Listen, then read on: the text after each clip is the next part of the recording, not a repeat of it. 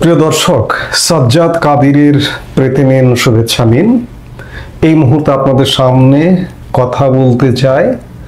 Active মুডে ফিরলেন সজীব-ওয়াজেদ জয়, ইউনূসকে দিলেন হুঁশিয়ারি। এই প্রসঙ্গটা নিয়ে এই মুহূর্তে আপনাদের সামনে কথা বলবো। গত 15 মাস যাবতই আওয়ামী লীগের তৃণমূলের অন্ততপক্ষে নেতা কর্মীর মধ্যে একটা আলাপ হচ্ছে যে শেখ হাসিনা এবং তার অন্ততপক্ষে পুত্র কন্যাকে রাজনীতিতে অ্যাক্টিভ করুন তিনি, নইলে আওয়ামী লীগ সক্রিয়ভাবে কার্যক্রম চালানো কঠিন। সেই জায়গা থেকে নানা রকম কানাঘোষা আছে যে শেখ হাসিনা তার পুত্র সজীব-ওয়াজেদ জয় এবং কন্যা সাইমা ওয়াজেদ পুতুলকে অ্যাক্টিভ করেছেন ইতিমধ্যে, এবং অ্যাক্টিভ কার্যক্রম ইতিমধ্যে চলছে। সাইমা ওয়াজেদ পুতুল দিল্লিতে থেকে তার মার সহায়ক ভূমিকা অবতীর্ণ হয়েছেন, এবং সজীব-ওয়াজেদ জয় মার্কিন যুক্তরাষ্ট্র থেকে বিশেষ করে তিনি সোশ্যাল মিডিয়ায় যথেষ্ট অ্যাক্টিভ। সাম্প্রতিক সময়ে মার্কিন সংবাদ সংস্থা এপি অ্যাসোসিয়েটেড প্রেসের বাংলাদেশ প্রতিনিধি জুলহাস আলমের কাছে একটি সাক্ষাৎকার দিয়েছেন। অনেকদিন পর বলা যায়, আওয়ামী লীগ সরকার পতনের পর সাথে সাথে সজীব-ওয়াজেদ জয় বিশেষ করে অনলাইনে এসে এবং কখনো কখনো গণমাধ্যমেও সাক্ষাৎকার দিয়েছেন। মাঝখানে বেশ দীর্ঘ বিরতি প্রকাশিত হয়েছে এপির ওয়েবসাইটে তার সাক্ষাৎকারটি। সেই সাক্ষাৎকারে তার বেশ সক্রিয় অ্যাটিটিউড প্রতিফলিত হয়েছে, এবং একই সাথে বর্তমান বাংলাদেশের অন্তর্বর্তীকালীন সরকারের প্রধান ডক্টর মোহাম্মদ ইউনূসকে তিনি হুঁশিয়ারিও দিয়েছেন। সাক্ষাৎকারে তিনি বিভিন্ন কথা বলেছেন। আওয়ামী লীগকে বাদ দিয়ে নির্বাচন হলে বাংলাদেশের মানুষ তা মেনে নেবে না, সেই নির্বাচনের কোনো বৈধতাও থাকবে না। আমেরিকা থেকে একটি সাক্ষাৎকারে এমনটাই দাবি করলেন বাংলাদেশের সাবেক প্রধানমন্ত্রী শেখ হাসিনা পুত্র সজীব-ওয়াজেদ জয়। বাংলাদেশে অবাধ, সুষ্ঠু এবং সার্বিক নির্বাচনের দাবি জানিয়েছেন তিনি। বর্তমান অন্তর্বর্তী সরকারের প্রধান মোহাম্মদ ইউনূসের বিরুদ্ধে কারচুপির পরিকল্পনার অভিযোগও তুলেছেন। এখন বাংলাদেশে আওয়ামী লীগ কার্যত সরকারিভাবে নিষিদ্ধ অবস্থায় আছে। ইউনূসের নেতৃত্বাধীন অন্তর্বর্তী সরকার আগামী বছরের শুরুতে যে সাধারণ নির্বাচন আয়োজন করতে যাচ্ছে তাতে লড়তে পারবে না আওয়ামী লীগ যদি বিদ্যমান ব্যবস্থা থাকে। সংবাদ সংস্থা এপিকে জয় বলেছেন, আওয়ামী লীগের উপর থেকে এই নিষেধাজ্ঞা তুলে নেওয়া উচিত। বাংলাদেশে নির্বাচন হওয়া উচিত সার্বিক, সুষ্ঠু এবং অবাধ, কিন্তু এখন যা হচ্ছে তা আমার মা এবং আমাদের দলকে ভোটে লড়তে না দেওয়ার জন্যই হচ্ছে। বিচারের নামে এটা আসলে একটা রাজনৈতিক কারসাজি। বিগত প্রায় 3 দশক যাবৎ মার্কিন যুক্তরাষ্ট্রে বসবাস করেন জয়। শেখ হাসিনা সরকারের অন্যতম উপদেষ্টা হিসেবেও তিনি দায়িত্ব পালন করেন। শেখ হাসিনা দেশ ছাড়ার পর 2026 সালের ফেব্রুয়ারি মাসে বাংলাদেশে প্রথম সাধারণ নির্বাচন অনুষ্ঠিত হবে, কিন্তু আওয়ামী লীগের নেতারা হয় জেলে আছে নয়তো দেশ ছাড়া। শেখ হাসিনা এবং তার পরিবারের সদস্যদের বিরুদ্ধে একাধিক মামলা বিচারাধীন। গত মে মাসে আওয়ামী লীগকে নিষিদ্ধ ঘোষণা করা হয়েছে। শুধু তাই নয়, আগামী 13 নভেম্বর শেখ হাসিনা এবং আরো কয়েকজনের নামে আন্তর্জাতিক অপরাধ ট্রাইব্যুনাল রায় ঘোষণার সময় নির্ধারণ করেছে।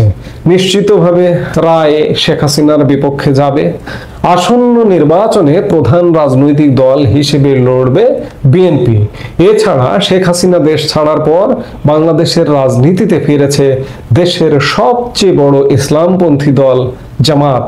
এই সাক্ষাৎকারে সজীব-ওয়াজেদ জয় অভিযোগ করেন, ইউনূস সরকার মানবাধিকার ও রাজনৈতিক অধিকার লঙ্ঘন করছে।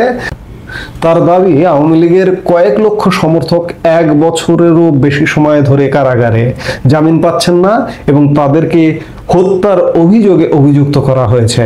তার দাবি, অভ্যুত্থানের পর থেকে প্রায় 500 আওয়ামী লীগ কর্মী নিহত হয়েছেন, বেশিরভাগই জনতার হাতে, এবং 31 জন সরকারি হেফাজতে মারা গেছেন। জয় মন্তব্য করেন, ইউনূস সরকারের মানবাধিকারের রেকর্ড ভয়াবহ। বলেন, দেশের ধর্মীয় সংখ্যালঘুদের, বিশেষ করে হিন্দুদের উপর হামলা বেড়েছে।